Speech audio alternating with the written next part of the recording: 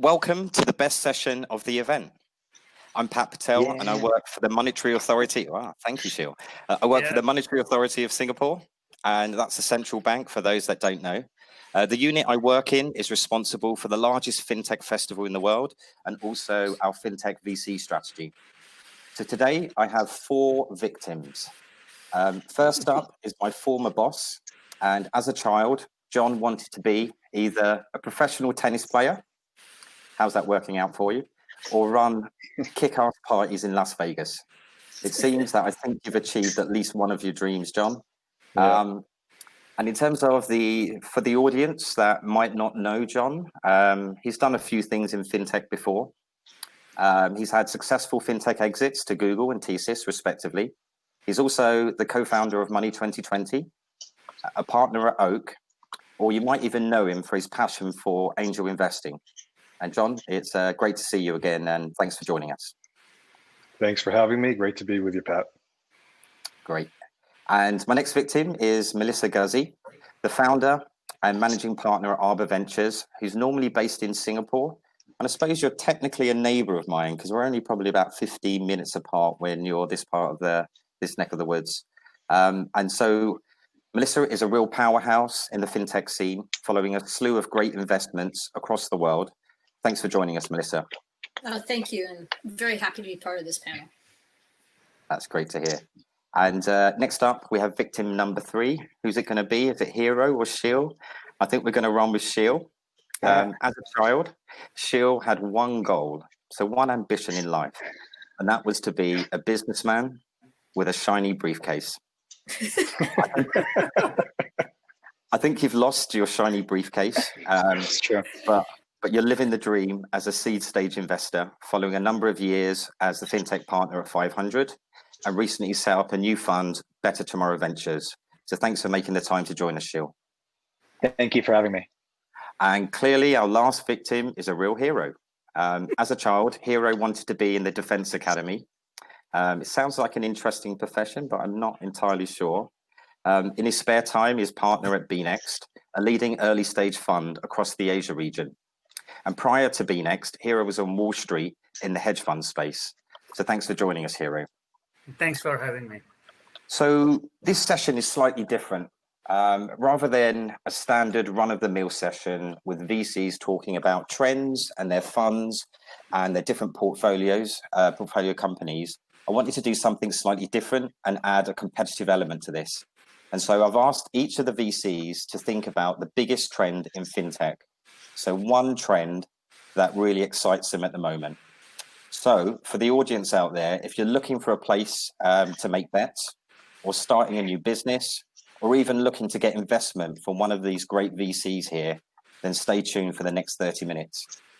And so you'll get to vote on the best pitch in the end, and there'll be a poll that flashes up on the right-hand side of your screen. So if we start off with John Weiner, if you could tell us your chosen growth area, and you have a few minutes to convince everyone, and in particular the audience, that this is the next best thing since sliced bread.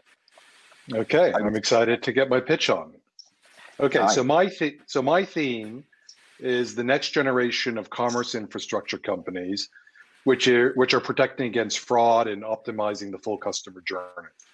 So let's talk about why this is such a huge opportunity, really given the COVID tailwinds especially. So COVID has proved that all businesses, retailers, restaurants, service providers, they all need to have a much more robust online strategy. Similar to the shift of cloud computing, which was post 9/11, where businesses realized they needed a disaster recovery plan for physical servers. So now e-commerce is becoming really a necessary disaster recovery plan for every business, whether it's direct to consumer or B2B. So here's some stats. Globally, 14% of sales are now e-com, and it's projected to be 33% of all retail by 24. And historic projections were about 23% pre-COVID. Shopify's Q1 revenues were up nearly 50% year over year, and they represent about 6% of all US retail e-commerce sales. And now we have just a plethora of more and more payment options online, which has caused more customer confusion, more fraud, more shopping cart abandonment. So the customer journey is becoming more and more fragmented, which is creating new opportunities for fraudsters to take advantage of both merchants and consumers. So people may not realize this, but 15 to 25% of all user sessions are interrupted by unauthorized ad injections on their web browsers, which cause customer hijacking. Some merchants spend 3 to 5% of their revenue combating fraud operationally. 30% of all e-commerce fraud is still account takeover. So customers can log on with multiple providers like Facebook and Google, check for discounts with companies like Honey, pay with methods like Venmo, Afterpay, PayPal, etc. Companies like Extend allows merchants to provide warranty coverage. Companies like Route supports item tracking and shipping insurance. Starship facilitates last mile robot delivery. Merchants can handle returns through companies like Returnly. So this fragmentation is driving innovation within the e-commerce stack, right? Particularly around optimizing the customer journey safely and with less friction. So 70% of all e-commerce visits result in shopping cart abandonment. So companies like Bolt and Fast are providing one-click checkout, single sign-on to improve shopper conversion. Companies like Namagoo can increase conversions by 2 to 5% because they're preventing customer hijacking. And there's always a trade-off between customer friction and fraud. So if digital onboarding or checkout platforms have the right tools and waterfalls in place, they can reduce fraud by over 50%, increase conversion by 30%, and reduce manual review by 95%. So let me very, very quickly talk about B2B commerce, which is more complex, but the opportunity is massive. So platforms like Shopify have done obviously a great job making it easy to sell shoes online. But how do you sell insurance or medical supplies or any other complex B2B product or service? There is a ton of innovation that still needs to be created in this market. B2B payments accounts for about 25 trillion in the US each year and about 67 trillion globally. But these transactions are often fraught with frustrations and challenges. Invoices still take on average 37 days to settle, largely due to reliance on analog payment methods like paper checks, which still represent about 42% of B2B transactions. So I'll wrap up. There's just obviously a huge amount of opportunity, and these markets are big. And I personally look forward to seeing the next generation of fintech and commerce infrastructure companies. And that's my pitch. Thank you. That was a very strong start. So it's clear that that was a strong pitch. There's no doubt about that, and there is a big growth opportunity there. But is it really the hottest space in fintech? Hasn't Alibaba and Amazon clearly taken the market in most spaces? But Sheil, I wanna kind of point to you. Do you have any thoughts about what John just said? Yeah, I mean, you're not wrong that there's opportunity here. I just question whether this is where the future is, or are we living in the past where like a lot of the value is captured by fantastic companies out there like Stripe. And I think, that has been the story. Like commerce enablement has been the story of the past 5+ years of fintech. I don't necessarily think that that's the future. At least, it's a good option. It doesn't really hold a candle to what I'm going to talk about. I like that. I love it. Well, listen, Nice. I think the issue is that the more and more options that merchants have, it becomes more complicated. That journey becomes more complicated. So you need some sort of aggregators to make it just a lot more simple. And when you have all these options, it creates just a lot more fraud in the ecosystem, right? And retailers have to deal with this a lot more. So the ability for companies to help streamline some of these things, there's just, the numbers are just so big, the transactions are just so big that there's tons of opportunity. Sheila, let me defend Jonathan, not on the fraud side, but on another angle. 3 clicks, 3 months, something sticks. And that's what's happened now. Yeah. And it's for all age groups. I mean, teaching my mom, who's 82 years old, to now order on Instacart was a half a day, exercise. Why? Because the user interfaces are still pretty outdated and not that easy to use. Walmart, you can't actually, Walmart.com, you actually can't change your pickup delivery time within, 12 hours. That makes no sense at all. So e-commerce infrastructure is, been in the past, but when you have every single business now online, and it doesn't matter the age group, things have to improve and change for the entire society to be able to use it more effectively. And so during COVID, I think, if you're plus 70 and you haven't done these things in the past, you're forced to now. It's just it's something has to improve for people to be able to do it much more easily. So I'm not even on the fraud thing because Jonathan keeps going to my sector here. I'm going to keep to the commerce infrastructure side. And you're still defending me? That's amazing. Yeah. But I do think Amazon is not the answer to everything. I ordered 3 boxes of crackers. I got 27 the other day. Somehow my orders are now 3x of everything I'm ordering. So, somehow, you sure it's Amazon's fault, Melissa? It's just not perfect yet. Sounds like you're hoarding. Melissa, you didn't get the memo that we were all competing against each other, it seems like. You're just defending. Yeah, that's right. No. Well, he keeps stepping on my toes with the fraud stuff, but I'm going to, thank him for the warm-up. Okay. So before we move on, Hero, is there anything you want to add to this to discredit John? Well, I don't know. I think I kind of agree too, because commerce is getting fragmented because you have different kind of platforms coming online, right? Earlier, it used to be on everything on desktop. Now you have desktop, mobile, different companies building out different things. You have old companies that are surviving by putting on patches. You have Shopify building out one of the best infrastructure layer to bring SMBs online. Wix is doing similar things. And over time, so you have different use cases, you have different platforms coming online, you have different companies building out or optimizing for one particular part of stack. And at some point, you have to understand that there are different age group, different demographics in the world who are at different stage of evolution, who have different use cases for technology. So it will be really cool if there is somebody who can patch all these things together into a common, easy to use infrastructure layer. So all that makes sense to me. Now, question is, which company will be able to build it out, how things will evolve, and how they will take it to the next level, the way Shopify took commerce. I think that needs to be seen. Sure. I completely agree with Hero and Melissa. So yeah, that's not surprising. It sounds like Hero and Melissa have been paid off here, but let's meet in the middle. Let's meet in the middle and say it's the 4th hottest area in fintech right now. Yeah, does that sound about right, Shil? Cool. Yeah, I think that sounds right. Yeah, it's definitely fantastic. In the 2 to 5 range. Yeah, I agree.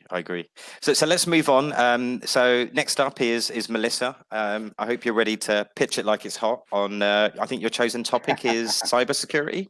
Yeah, but you know what, Pat? I'm going to switch my topic on you because Jonathan did such a good job on the fraud side, and we all know there's just so much fraud that's being created by e-commerce that I don't need to hammer that home. So here's one for you. I'm going to switch up. I can see your expression, but don't worry. It's deglobalization, and deglobalization is going to be one of the critical areas for financial services companies globally. And whether we like to talk about it or not, the world is splitting into 3. The US becomes far more insular. Asia becomes much more regionalized, and Japan down to Australia, including China. And then we have the European Union. And as we go forward in financial services, everything from data privacy, everyone thought that GDPR was just a European issue. There's now 80 countries that actually have data privacy. So what does that mean? If you're Visa and you're processing a transaction and you're processing that in Indonesia, you're going to have a local data center there. in order to be able to store and process the personal information, but still be able then to figure out how to extract all the marketing and be able to complete the transaction globally. The same for Lufthansa. So when you think about financial services, we're going to now enter a period of far more regulation. And if Biden wins and picks Elizabeth Warren, you wake up US, because regulation is going to come down pretty broadly across the financial service industry. And so I think if you're in fintech today, you got to be thinking about deglobalization, increased regulation, and how that's going to impact the financial transaction across the globe. Okay. Who wants to respond to that first? Because that's a very broad topic, and I think there's a lot of opportunities there too. Melissa, I can't argue with your macroeconomic chops there, but I have to say, I'm not sure that makes it a hot area for fintech. Like, yes, deglobalization is happening. Nobody can argue with that. COVID has accelerated that significantly. But like, I think I saw some areas that there's a fintech angle, but I'm not sure that this is like, would I spend the next several years of my life working on fintech deglobalization? I don't think so. Well, let me just answer that. I'm a global citizen. I see global ideas. I live a global life. And if you're trying to process a transaction or book an airline ticket, it's going to impact you. And when it comes to fintech particularly, it is going to impact the global banks. It is going to impact companies like Stripe. It is going to impact companies like Shopify and Amazon in processing a transaction. And so maybe it doesn't appear to be, exactly a fintech trend, but it's going to clearly impact financial services, globally for the next decade. We are in a period of deglobalization. Yeah, that's fair. I mean, if you look at UPI stack and how well it has done, I think I won't be surprised if India's UPI stack goes international, where different countries ask them to build out some solution very similar to that, just because of the trend that you are mentioning about deglobalization. So it does make sense. Question is, I think it's also good for bigger platform and bigger companies like Stripe, because they are already in so many countries. They already built out so many solutions. So it's just for them to innovate at scale at country level becomes much easier versus a startup that is ready to start. But we will see. I love Stripe. I absolutely do. I've interviewed John twice. But let's face it, they're not going deep into the localization in any one particular country, right? They're a U.S. company that's gone broadly globally and have done a terrific job. But, there's localization that has to happen. And even Amazon, which is a fantastic company, only has data centers in 13 countries.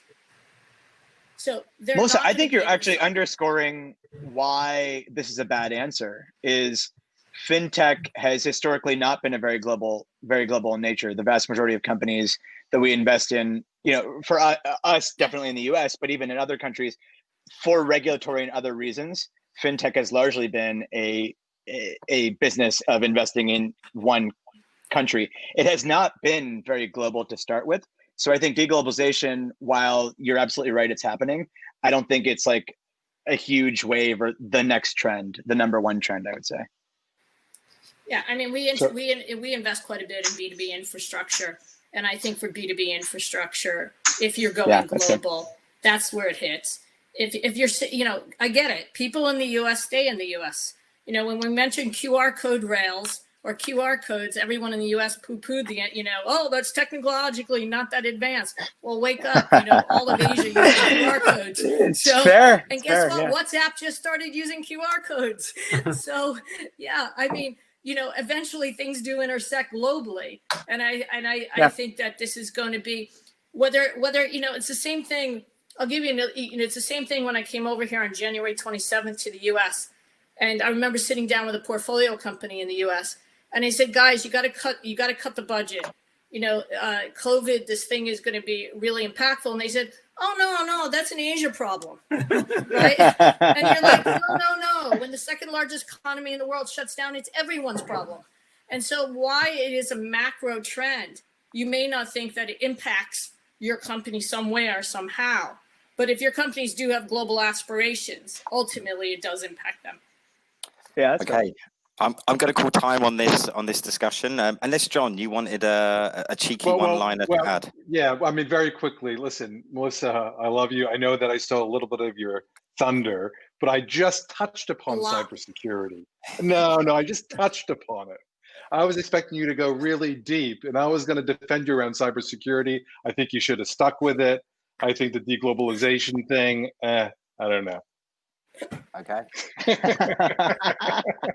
on that note, I think we'll move on to our true hero, and your chosen topic is neobanks. Neobanks, but neobanks for hopefully SMBs in the emerging economies. And my topic is based on the observation that I had so far, what's happening in the world over the last 10, 12 years. So if you think about the rise of neobanks in US and Europe, after global financial crisis, traditional banks increased overdraft fee, average ATM fee went up by 10% between 2013 to 2018. Monthly maintenance fee went up by 8% from 2013 to 2018.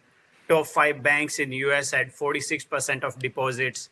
That went up from 23% in 1996. So because of all of that, a lot of neobanks for consumer facing started in US. If you look at the Europe, in Europe, you have UK has open banking standard. PSD2 came where banks have to open their payment infrastructure to third parties. And GDPR also helped the neobanks in Europe.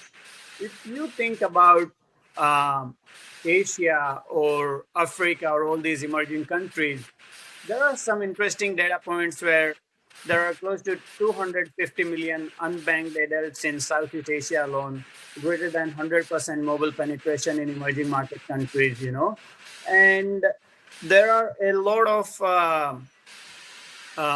SMEs in these markets who don't have access to formal credit. If you just look at India, 465 million people are employed in informal sector without access to credit.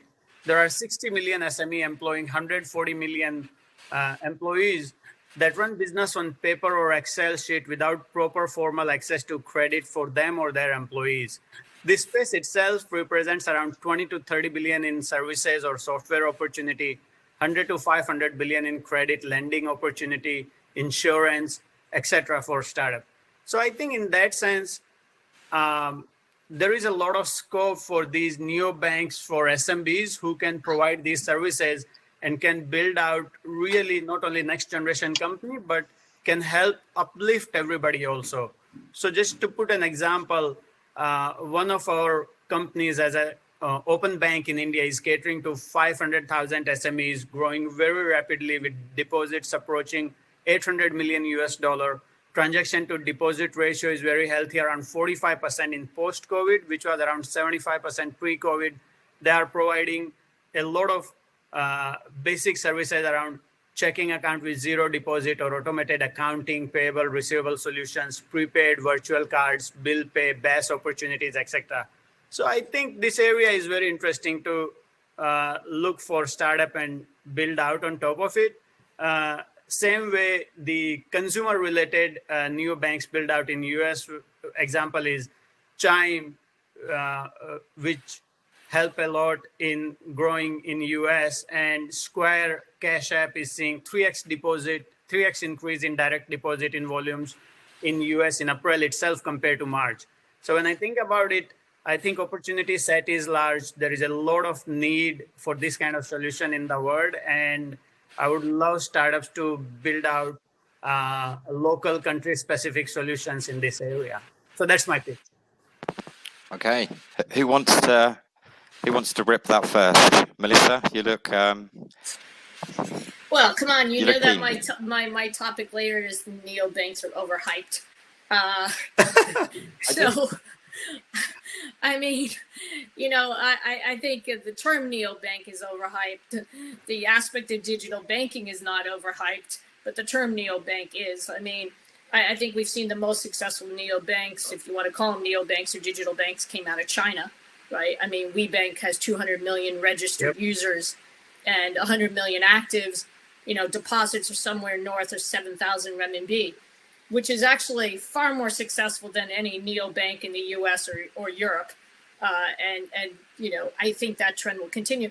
You know, I don't quite think the region's ready for it yet. I think the idea of the credit side is still pretty challenging and difficult. And, you know, I guess with all the financial regulation, and even though you have the support of some governments with the neobanks or for digital banking, I think SMEs are just notoriously hard. And they're notoriously hard in emerging markets. And so while I do believe in financial inclusion, and I do believe that SMEs need better banking, and it shouldn't take you 4.5 months to open a bank account in a country, not mentioning the country, Pat. But you know, I do think I do think though, you know, is it the hottest fintech trend? No. Is it an interesting, you know, problem that needs to get solved? Yes. You know, is it something that we would invest behind? Probably not now. It's really challenging, I think, in the emerging markets. Cool. So I would like Hiro, what is this, 2018? Are we going back in time? Because I feel like neobanks, those were hot a few years ago. In 2018, every week I saw an SME neobank. Wise, Lily, Mercury, Joust, Sliver, North One. Like I could go on forever because I saw so many of them a couple of years ago, and now they're either faltering or they raise more money. But like, come on, what year is this? Hiro, get with the times, man. Tons of money. Yeah, well, I think I'm not sure you can come back from that, Hiro, personally. Let's see. And we're also running out of time as well. So sadly. Unless you've got a one-liner to negate anything that Shil's just said to you right now. One line. One-liner make it good. These are not our dad's generation companies. These are the companies run by people who are as young as us or who will be running these SMBs, who are very tech-savvy versus what SMEs used to be, which were very notorious, as you said. So that's my one-liner. That's all. All right. So over to you, Shil. Take us away with bank as a service, bank APIs. Sure. So while these guys are all talking about FinTech 1.0, I'm going to actually talk to you about the future of FinTech.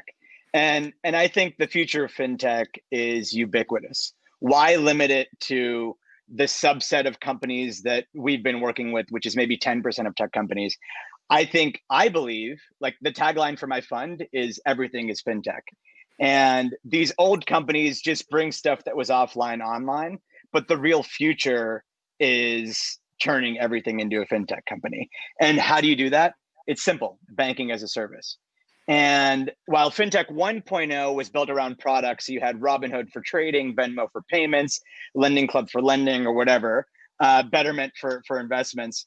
I think FinTech 2.0 is built around audiences. So you have a vertical bank. Yes, you have a neobank, Hiro, but it might be built for a particular niche. Brex for startups, Zebo for homeowners, that sort of thing. So an audience. And then you have established tech firms like Uber, Shopify, Airbnb, Flexport entering into the FinTech realm. Because if you already have an audience and you have a bunch of data, you can add financial products with lower friction, increase loyalty, increase revenues, expand your market reach, and of course, make more money.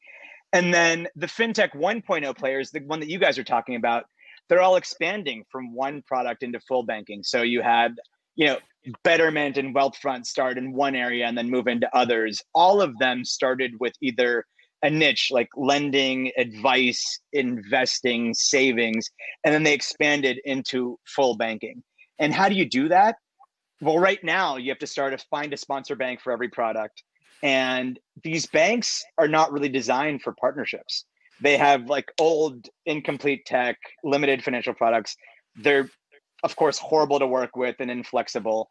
And COVID has actually made that even more the case where, for for a couple of months, if you're working with a small bank, which in the US you kind of have to for Durbin reasons, the banks were all focused on PPP, getting the loans out, and you couldn't get their attention.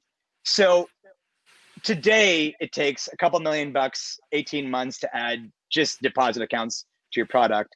And that's like engineering time, compliance time, plus bank minimums. If you want to add another product, repeat again, and that's navigate the maze of cross-product regulations and integrations. So what's the future? The future is launching a financial product in a few months with a couple $100,000, a startup banking as a service company like Unit, Neum, Synapse, Railsbank. These guys do it all for you, offer an unmatched level of oversight and scale. You don't need your own compliance officer. And banking becomes not just middleware, banking APIs become not just middleware, but it's a real platform shift on how we think about fintech. And if you think about companies like Stripe, what they enabled, companies like Plaid, what they enabled to build on top of, I think those are just early, and these banking as a service companies will do that much more. And that's what I'm really excited about. And this fintech as a platform will basically emerge as the winner of tech. And it's going to simplify this complex world of banking and expand the market for all of us into what we consider fintech. And this is truly the platform that we should all get behind. And it's definitely the future. Pat, I got this one. Whoa. Before you carry on, I was going to say, let's go to Melissa and then John and then Hero. But if the audience can start to think about the audience polls. So if you go to the right-hand side of your screen, you'll see polls and you'll see the 4 areas. Unfortunately, Melissa, we've got you down as cybersecurity. I don't think it's been changed. So if everyone that's listening, well, you might actually get more votes. I don't know. So for everyone, just put cybersecurity and globalization. Maybe we'll put the 2 as one hit there. So Melissa, over to you to rip Shield. I'll make it really short since we're time. Commoditized and done. Check out Sunline, Ping On, 100% APIs, the most advanced banking as platforms that are out there. Otherwise, it's already commoditized. So you're saying it's done because you have a solution in one country? Is that what you're saying, Melissa? It's not one country. It's across an entire region. And if you look if you look in Mambu 2012, it's been around 8 years, generating basically 20 million of revenue. That's a different type of company, right? Like, who do they sell into? They're not selling into the Ubers of the world. I'm talking about companies that sell to tech companies. Okay, Synapse, Synapse FI, people can't run off of it. Railsbank, I know for a fact it's really difficult to use. And it's just commoditized software. You're proving my point. You're saying there's an opportunity because the existing solutions aren't solving it. Okay, John, over to you.